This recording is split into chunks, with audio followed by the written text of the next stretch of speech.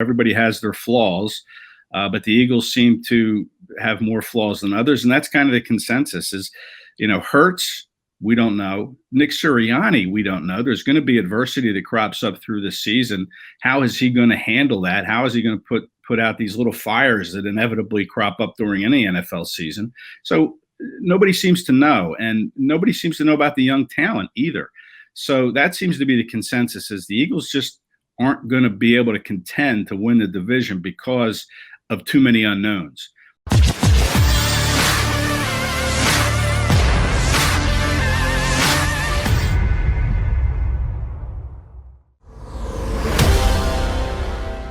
You just saw the logo, JAKIB Media YouTube channel. We are Birds 365 there, football show. Well, Silio's a football show. We're the Eagle show. And we got 3 Eagle guys sitting around. We're going to shoot the breeze for the next 25 minutes or so.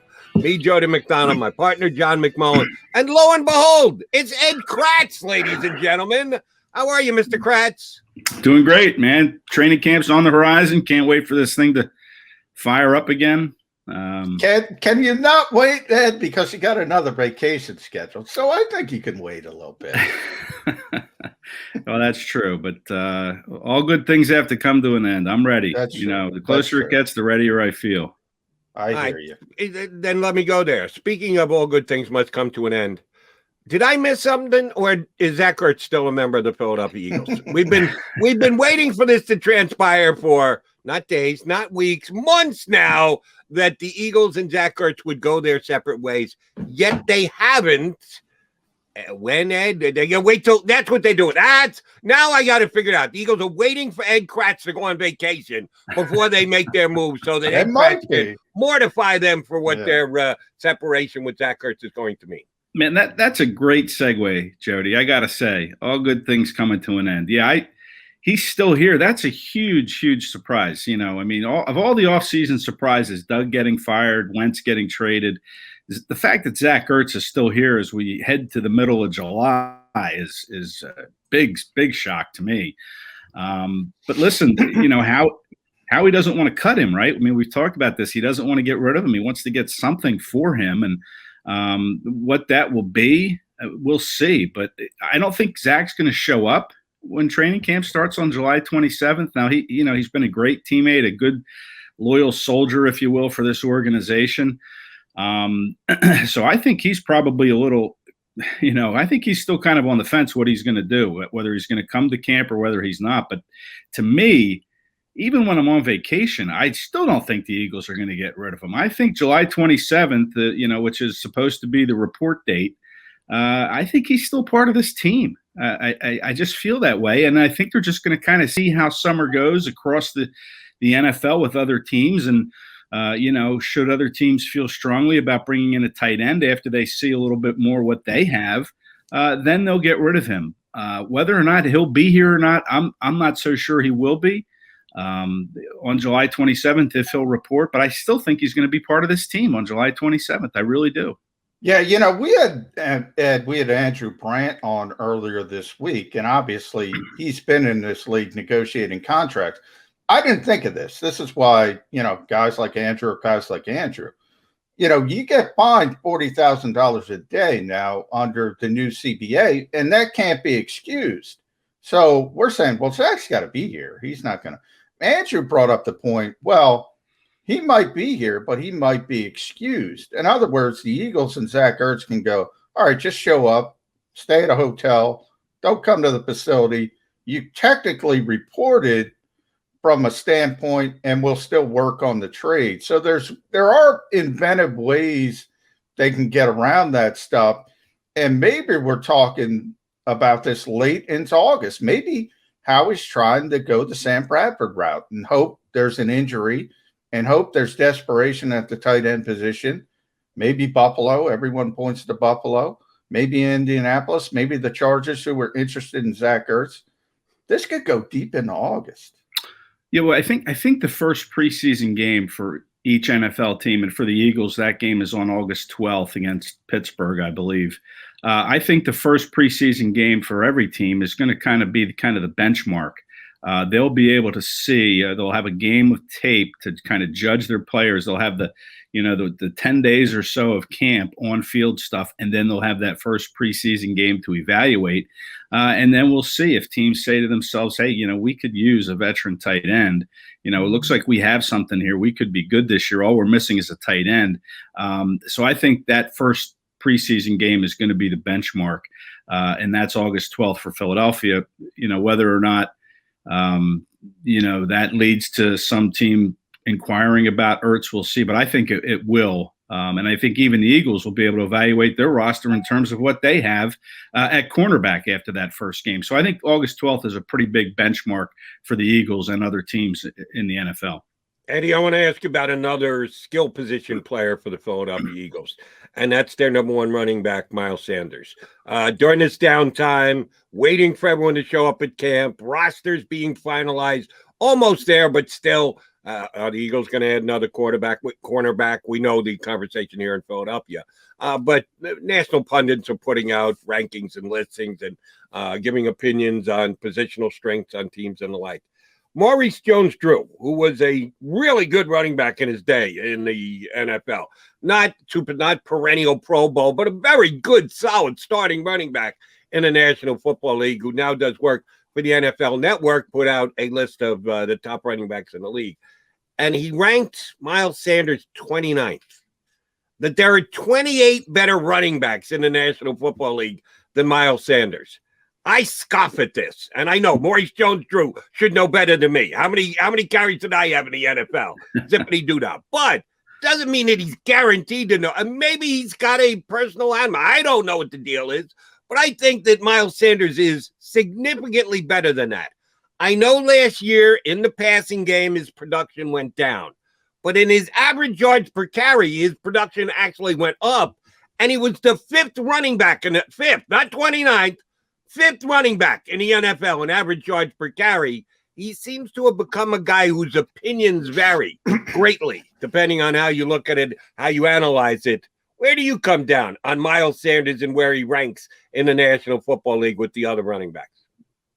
Yeah, that to me, I think was very low. And maybe you're right. Maybe Maurice Jones-Drew has some sort of axe to grind against Sanders. But, he didn't have based on what he did as a rookie, where I think he certainly deserved some consideration for Offensive Rookie of the Year after that rookie season he put together.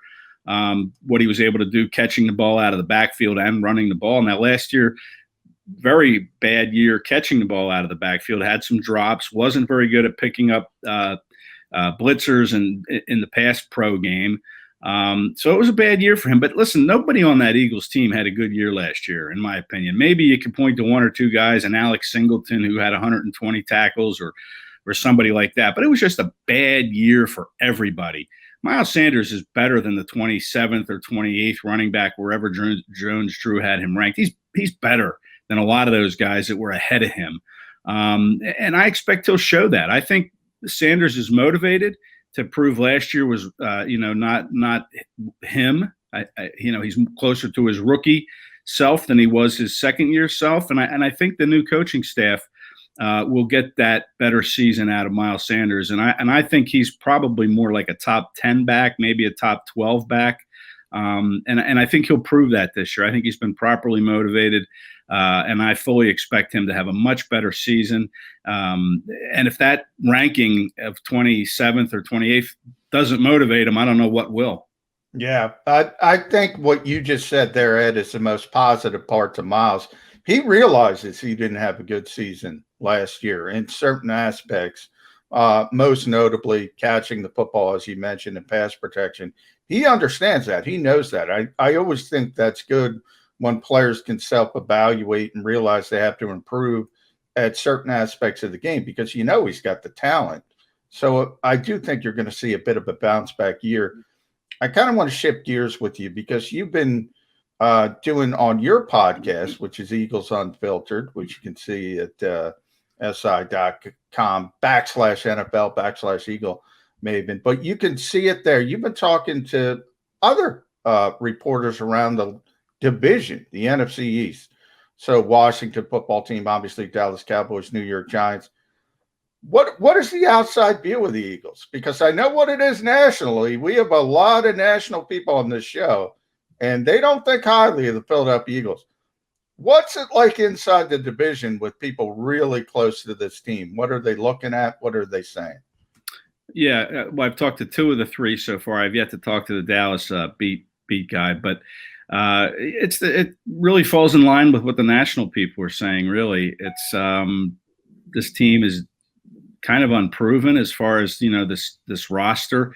They're transitioning to this younger version, but how do we know these younger guys can play? Howie Roseman drafted them. They better be able to play because these are guys that they're going to count on. You have your veterans, obviously, but Kelsey, Brooks, Johnson, Cox, Graham. These big heavy hitters for years and years. They're a big part of this team still, but the jury's out on this young roster, and that seems to be what the take is around. In Washington and New York right now, and Jalen Hurts, of course. As the quarterback goes, the team goes, and the jury is still way out on Jalen Hurts and what he's going to be able to do this year. So that's not many people are giving them much of a chance to finish anything other than last in the NFC East. I mean, I think the NFC East is going to be better than it was. And we say this every year, and then it kind of falls splat on its face. But I think it's going to be better. It should be better. The Giants, Cowboys, and the football team are three pretty good rosters. Everybody has their flaws, but the Eagles seem to have more flaws than others, and that's kind of the consensus. Is Hurts, we don't know. Nick Sirianni, we don't know. There's going to be adversity that crops up through the season. How is he going to handle that? How is he going to put out these little fires that inevitably crop up during any NFL season? So nobody seems to know, and nobody seems to know about the young talent either. So that seems to be the consensus, is the Eagles just aren't going to be able to contend to win the division because of too many unknowns. Now, as the season goes along and we get to know more about some of these question marks heading in, then maybe we'll have a better gauge as how they're going to finish the year. Here's the thing that intrigues me the most about the NFC East this year. There is not a quarterback that's a given in this division. Yes, Dak Prescott has played to a high level in the league. He's coming back from a major leg injury. Is he going to be the same player? If he is, he'll be far and away the best quarterback in this division. But we don't know that yet. The given is Ryan Fitzpatrick. And what is the given about Ryan Fitzpatrick? That there's never a given. He can either be great or he could be god-awful. So on any given week, he can fall in between. I'm not a Daniel Jones fan. Haven't been since he was drafted. I watched him play games where you go, oh, my God, this kid's got a chance to be a franchise quarterback. And then other games where he's turning the ball over and you go, wow, this kid's a stiff. Man, did they overdraft him? The Giants need to go in another direction. And Jalen Hurts, as you just pointed out, is very much a question mark coming into the season. And there's no given at the quarterback position in this division. And if that's the case, I think the division could be almost as bad as it was last year. It should get better just because it was so god-awful last year. It can't be as bad as it was. But I don't really see all that much of an improvement in the NFC East. Well, Dak was having a great year last year before the injury. Now, you're right. He's coming off a pretty serious injury, and I think he got paid in the offseason too. So, we'll see how money impacts him too. We've all seen what money's done to some other pro athletes in their career. They kind of, they don't work as hard. They feel they've arrived, and they kind of go downhill. But we'll see how it impacts him. So you're right. There really doesn't seem to be a lot of improvement. I think the Giants put some pieces around Daniel Jones offensively. They bring in Kenny Golladay, they draft Kadarius Toney, Saquon Barkley's coming back. Take him out of the offense last year. That's a big hit. But again, he's coming off a serious injury. The thing about Washington, Fitzpatrick's 38. I mean, he's been with many different teams. The offensive line in front of him has a lot of question marks in Washington. And, we'll see if he can get through a full 17-game season with playing behind that offensive line. And even Daniel Jones, that line in front of him isn't very good. The interior of that Giants line is not real good at all. So those are two big question marks with those teams. But they've done everything they can to give Jones weapons. Fitzpatrick, I think, has some pretty decent weapons. in Washington, and that defense in Washington, that could be the number one defense in the league with their front four.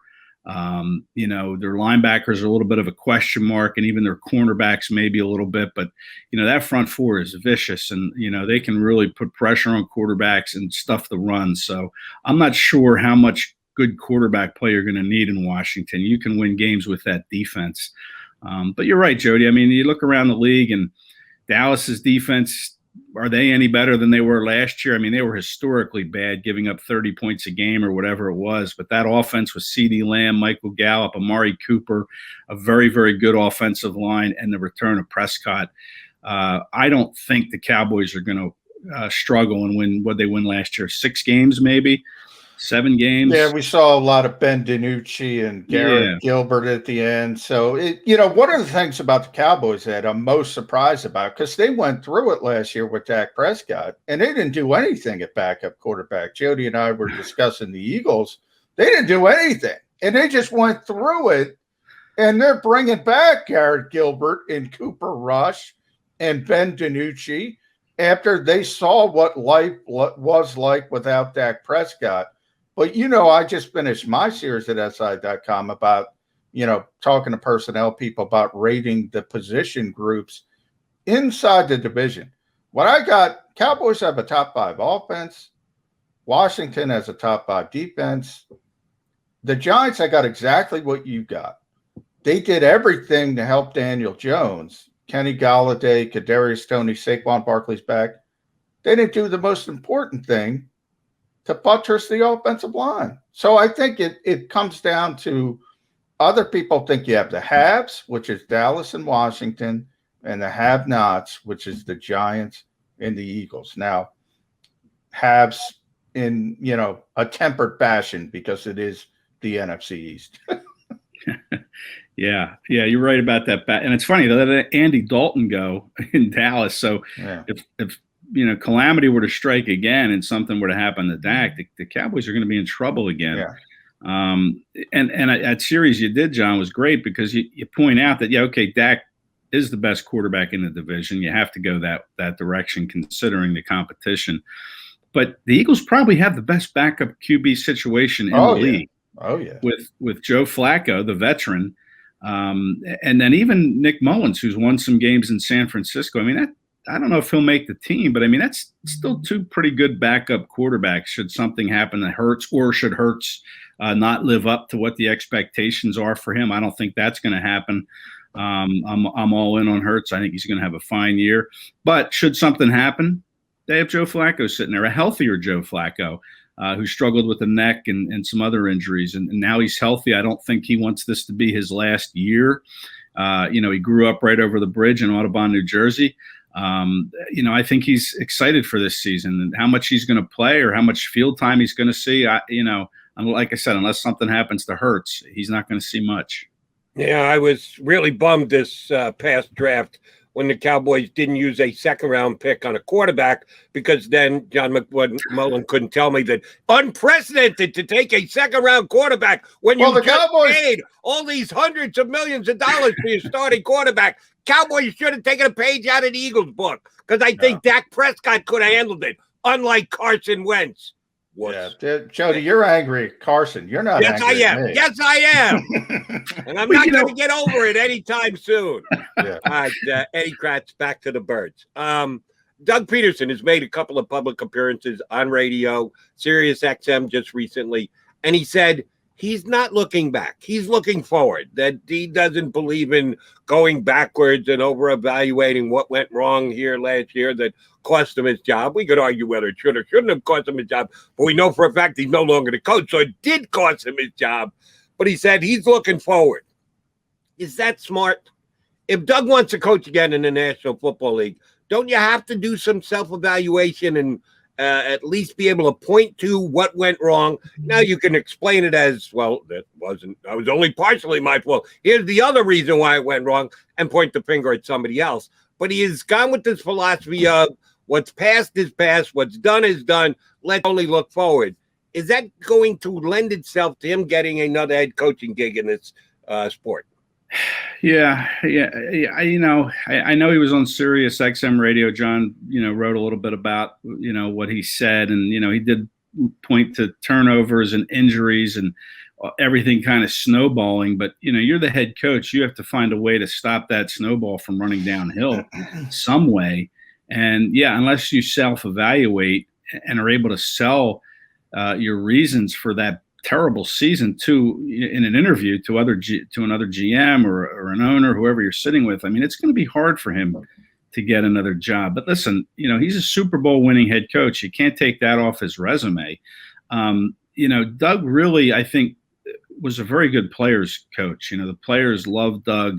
They loved playing for him. They liked the pulse of the locker room that he had because he used to be a player. He used to be in that locker room. And, I think ultimately that will outweigh any sort of self-evaluation he's going to do off of this bad season. If an owner or a GM feels like this team needs players to kind of buy in to a head coach, I think Doug is that type of coach. It's not easy, obviously, for a coach to go to another team and win a second Super Bowl.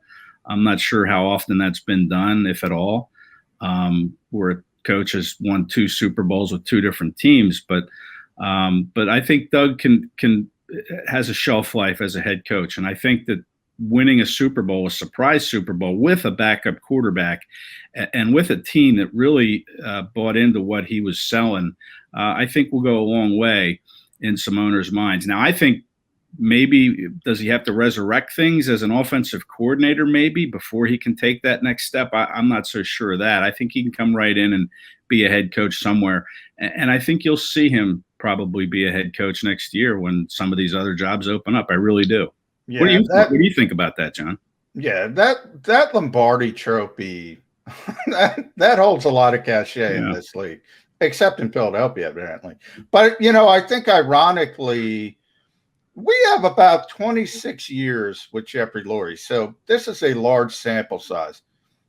I think the dumbest statement he ever uttered in those 26 years was when he fired Doug Pederson. People will point to gold standard. I go to, he didn't deserve to be fired, but I'm going to fire him, essentially. He's saying he didn't deserve to be fired as he was firing him. There is a political aspect to, Doug's out of work now. So we can't just throw everybody under the bus because he's trying to make himself look good to other organizations, other teams down the road.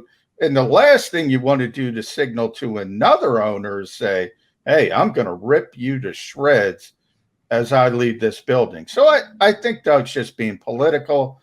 I do think he becomes a head coach again. I think the only reason he wasn't a head coach this year is because of timing, and it was so late. Because he can slam that trophy down and say, hey, this is what I got. You're going to hire Arthur Smith or Robert Saleh or Brandon Staley or Nick Sirianni? Look at this thing. I have this. So I think he's going to be fine.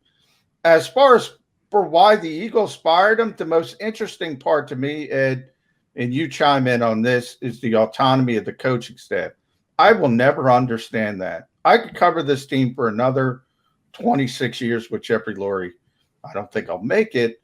And I will never understand saying, okay, this guy got me the Lombardi trophy after 20, whatever it was, 23 years at the time, 24 years at the time. This guy got me the Lombardi trophy. I don't trust him. This new guy who has no experience, doesn't have any assistant coaches with any experience at the highest level as a sounding board. I'm going to give him, for the most part, autonomy. There's the Jeff Stoutlands, the Aaron Moorheads. But as you know, especially with Aaron, they couldn't get another guy. So they brought Aaron back. Now, Stoutland, they wanted back. But the vast majority, over 90% of this coaching staff, they gave Nick Sirianni autonomy. They never let Doug do what he wanted with his coaching staff. It's astonishing to me.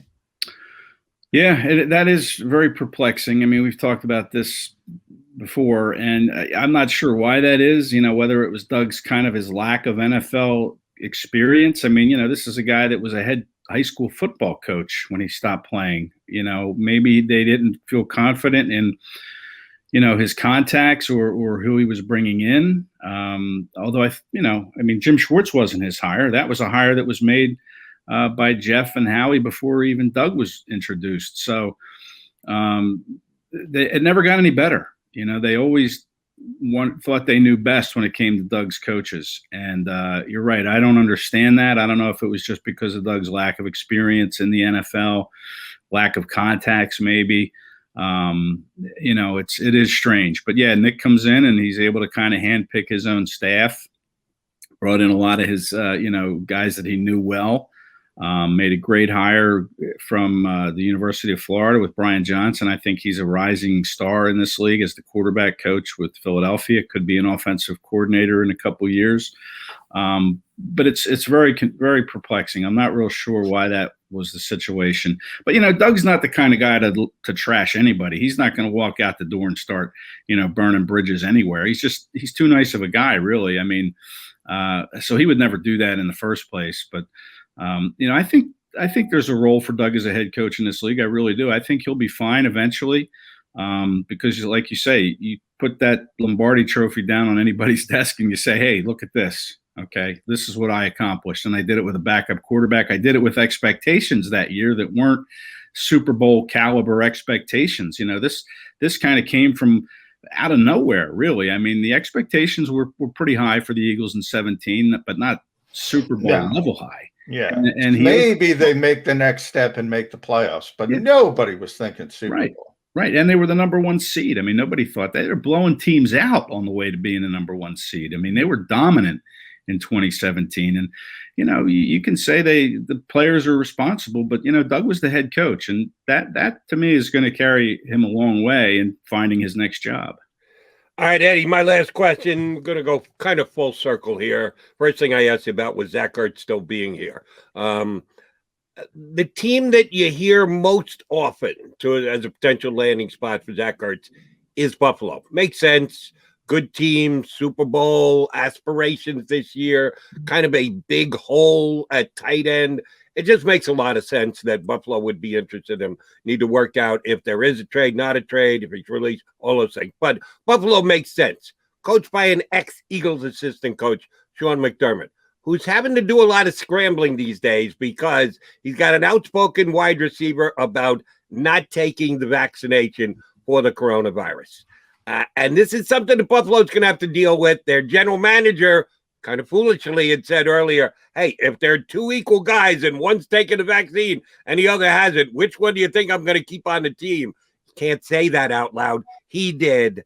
Ertz ends up in Buffalo. Do we know if Zach Ertz has been vaccinated? I guess that's the question, because that could increase his chances of going to the Buffalo Bills.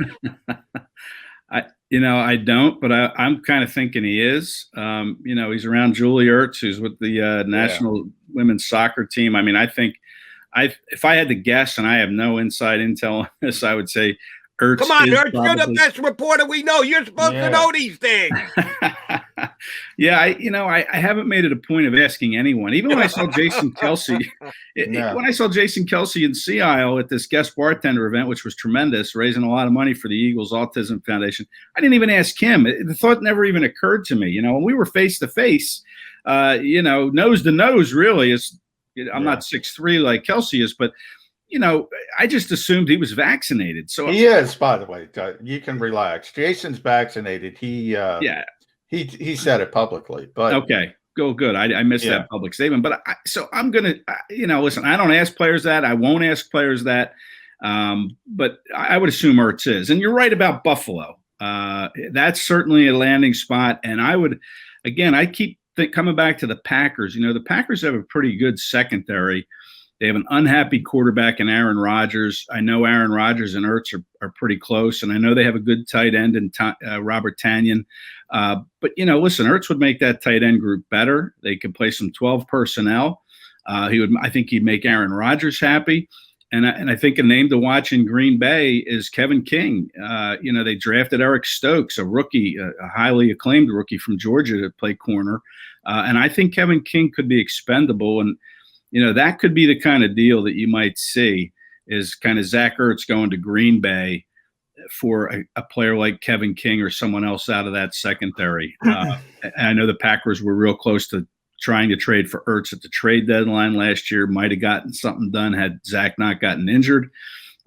So yeah, Buffalo makes sense, but keep an eye on Green Bay too. They have some cornerbacks that they can part with, and I know Rodgers and Ertz are tight, so that might be something that helps Aaron Rodgers be happy again in Green Bay. Yeah, they are tight. See, Ed is a good reporter, and he's right about Zach Ertz as well, vaccination. I'm going to guarantee Zach Ertz is vaccinated because of Julie, right. And he's got to be. So I'm going to guarantee that, even though I don't know it.